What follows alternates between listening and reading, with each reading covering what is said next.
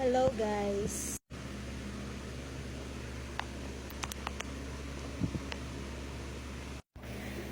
Hello guys.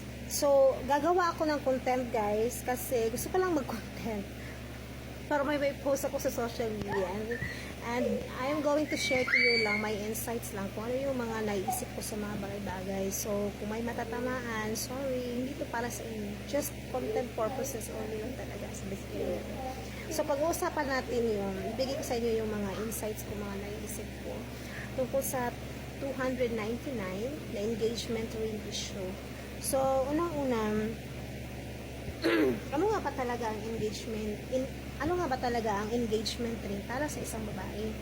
Well, hindi siya uso noon ha. Pero ang engagement ring kasi, syempre, iniisip mo na yung lalaki ay magpo-post sa'yo, di ba, ng marriage. So, will you marry me? So, ganun. So, hindi ka naman pwede magpo-post na will you marry me na walang sing-sing. So, mas maganda kung may sing-sing siya. Kaya nga, meron talagang engagement ring doon. So, ibibigay sa'yo ng lalaki. So, pwede naman on the spot, yun talaga yung ibibigay niya sa'yo. So, pwede rin naman na meron talaga siyang itinatago na nilalaan na isang engagement ring na doon. So, pwede naman na on the spot ibibigay, pwede rin na. Pero during the time tayo, nakikita talaga natin na engagement ring kasi hindi naman uso yun sa panahon noon. Magbibigay talaga ng ring yung lalaki sa babae, di ba? Tapos, will you marry me? Tapos, kung papayag yung babae, bibigay niyo yung ring. Okay, ano nga ba talaga para sa babae ang engagement ring? So, para sa akin, ang engagement ring kasi, so yun na yung pinaka special na gift na matatanggap mo from the guy. Bakit pinaka-special gift yun? Kasi galing yun sa lalaki na minamahal mo. Diba? So, pwede naman diretso pang pakasalan. Pero, effort pa rin siya para sa proposal. Okay? So, doon sa issue, so nakikita ko, na napansin ko doon is yung mga tao, parang galit sila sa babae. Lalo na yung mga nagko-comment, ay buti ka pa nga, may engagement ring, ako wala. Kami, di naman kami nag-engagement ring, pero maayos naman ang relasyon namin, wala naman sa ring yun. Ay, hindi uso yan noon. Hindi po yan yung issue. At saka, hindi po kayo ang issue. It's not about you, kung may ring ka ba o wala, kung may engagement ring ka o wala. Okay, kasi iba-iba yun eh. Pero sino bang nag-decide na magkaroon ng engagement ring or wedding proposal? Di ba yung guy? So, hindi naman yung girl. So, pero napapansin natin sa social media na kahit mga kapwa babae, inaatake nila yung babae na parang OA siya, buti pa nga, may engagement ring siya. In the first place, hindi naman yung babae yung nagsabi na mag-engagement ring, di ba? It is the choice of the guy na magbigay siya ng engagement ring. So, at that pala, masasabi natin na ilag talaga yung guy. Gusto niya pakasalan yung babae kasi nga nag-effort siya para mag-propose. Okay, syempre may kalakip doon na engagement ring. Okay? So, it's not fair na yung babae yung inaatake ng negativity dahil nga OA siya. So, ang OA doon yung lalaki. Kasi nga, siya yung gusto ng wedding proposal. Pwede naman yung pakasalan niya yung babae. It doesn't really matter. Kasi, ang importante, pakakasalan ka ng lalaki na mahal mo. Sino ba dito ang hindi pa umiibig? Diba? Ang sarap sa feeling, no? Pakakasalan mo yung taong mahal mo. So, the same sa guy. Nagpropose na siya kasi siya pakasalan yung babae. Okay? So, walang issue doon sa love ba nilang isa't isa. Anyway, sabi doon sa love ng babae, they are already 8 years. So, mahal nilang isa't isa.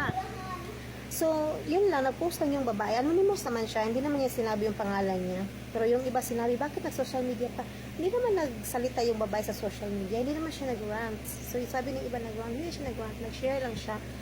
Gusto lang niyang i-share kasi siguro naguguluhan din siya sa sarili niya. So, as an anonymous person, nag-share siya yung tungkol sa doon na parang na-question niya yung worth niya na 299. Bakit 299 lang? Eh, syempre, alam ng babae na may kakayahan yung lalaki na bumili ng ring na hindi lang 299. Anyway, 8 years naman sila. Ang tagal nilang nag-chok-chok Chinese. Chok-chok Chinese. So, meron, syempre, no? Oo, may chok-chok Chinese talaga kasi 8 years na. Imposible namang wala yun. Sa panahon ngayon din, di ba? So, it's very impossible na wala chok-chok Chinese. Kung may chok-chok Chinese o wala, umabot sila ng 8 years. So, syempre, kilala na lang isa't isa guys. So, yun nga lang. So, bakit ba 299 lang yung worth ng ring na binila ng guy? Kasi nakita ng babae sa Shopee. Siguro, nagandahan yung lalaki doon sa ring.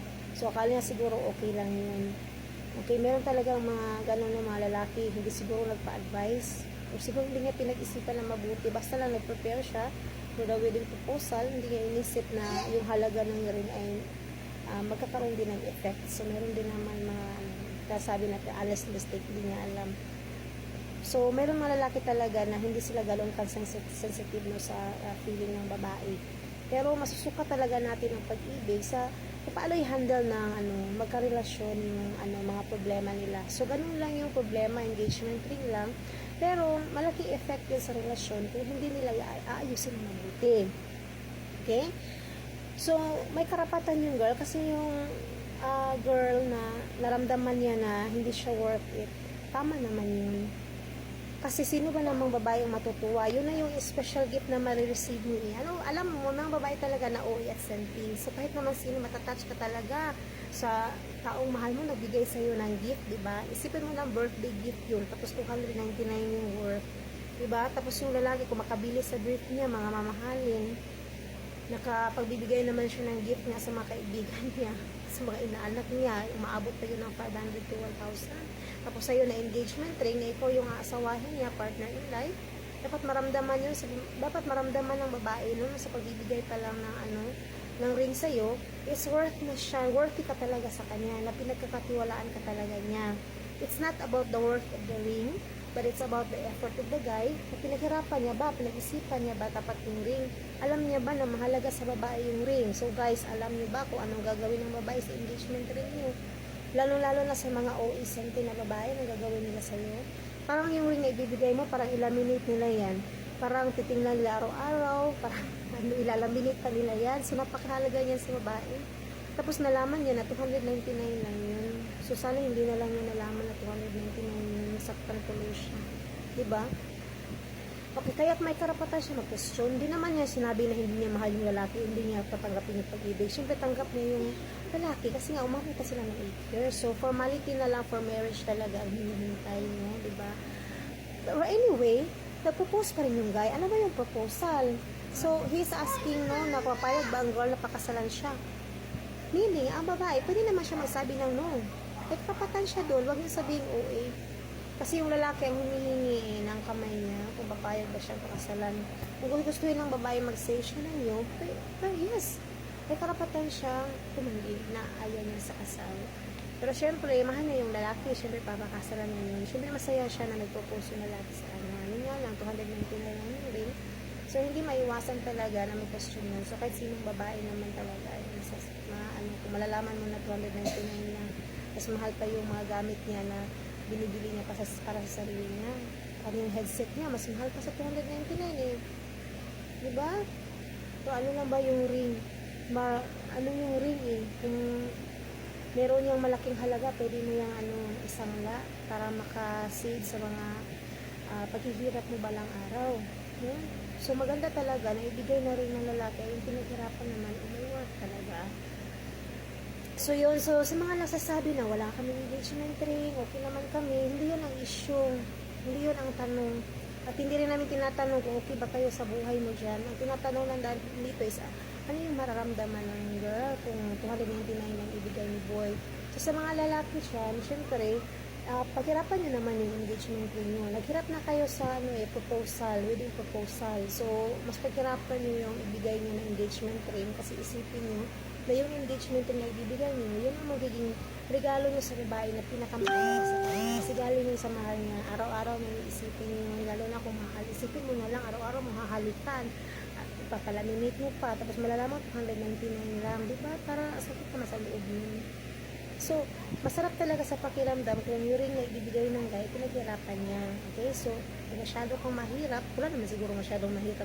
Kung may trabaho ka, minimum naman yung sahod mo, siguro kung umabot lang ng mga lilibuhin, or mga 3,000, malaki na yun pala sa isang mahirap na tao. Pero, ano na yun very important na yun for the girl. So, pero hindi ibig sabihin na i-reject ka ng girl dahil sa ring. It's your attitude pa rin. Like for example, ano ba yung reaction ng guy? Kaya hindi nga ako naniniwala doon sa post na yung lalaki na reject or cancel yung wedding dahil lang ambisyosa yung girl, no? Hindi yun gagawin ng lalaki. Alam niyo ba kung anong mararamdaman ng isang lalaki pag gusto ng babae? Gusto niya talaga, pakakasalan niya talaga yun.